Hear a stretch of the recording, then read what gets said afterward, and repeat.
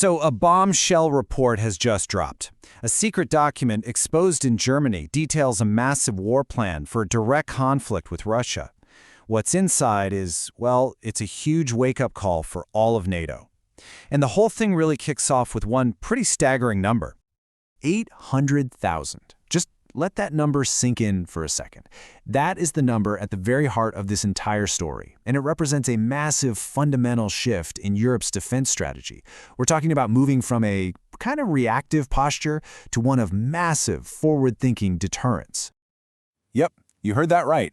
800,000 troops. That is the staggering size of the force this newly revealed German plan is calling for to counter a potential Russian invasion.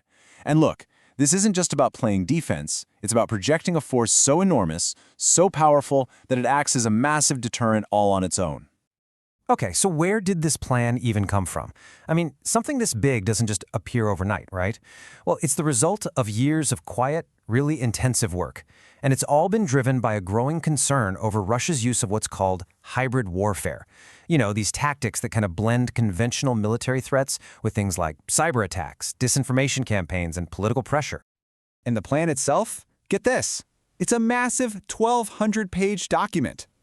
According to the Wall Street Journal, it took about 2.5 years to develop, put together by just a small group of German officials. And it was all a direct response to what they see as an increasingly aggressive Russia. But check out this timeline, because this is where things get really, really serious. The key date to focus on here is 2029. According to German intelligence, that's the year they believe Russia could be fully reconstituted and ready to actually attack NATO. So this isn't some far-off what-if scenario. For the planners in Berlin, this is a very real, very hard deadline.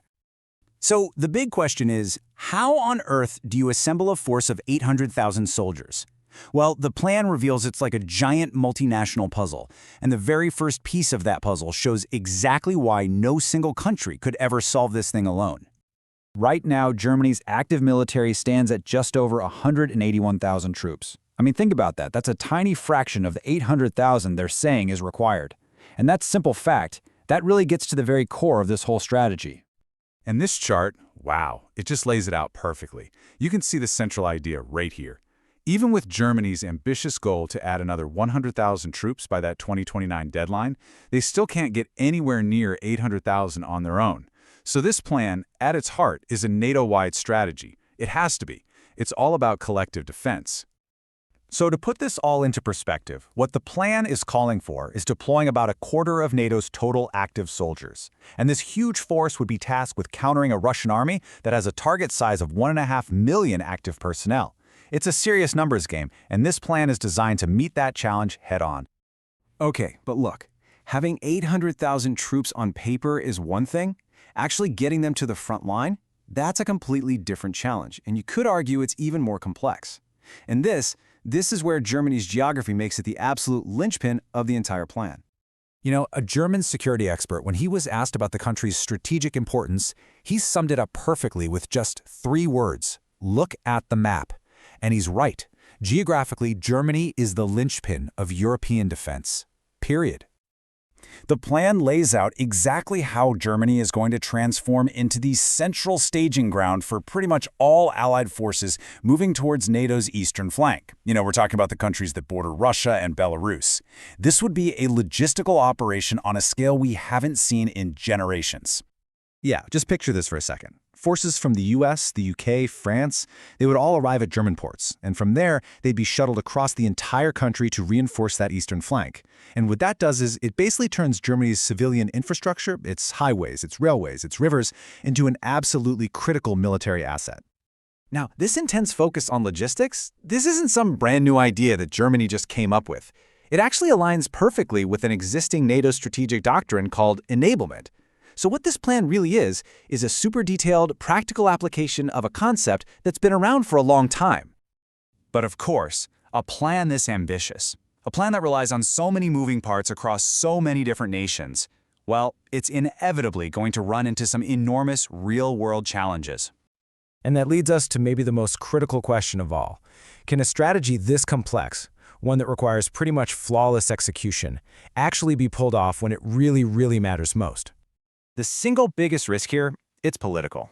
The reports don't make it clear if other NATO members have even been consulted on this. And if they haven't been, well, any arguments or bureaucratic delays could be absolutely catastrophic. It would give an adversary a critical window of opportunity. In a situation like this, unity and speed, they would be everything. And the hurdles don't stop at politics. There are physical ones too. Like Europe's rail networks are famously disconnected in places, which could create massive bottlenecks. Then there are strategic hurdles, like the very ironic possibility that a ceasefire in Ukraine could actually give Russia the breathing room it needs to rearm and prepare for a whole new conflict. But here's something that is absolutely vital to understand. This plan really has two purposes, and its primary, most important goal is to make sure a fight never ever happens in the first place. It's that classic strategy, right? You prepare for war to maintain the peace.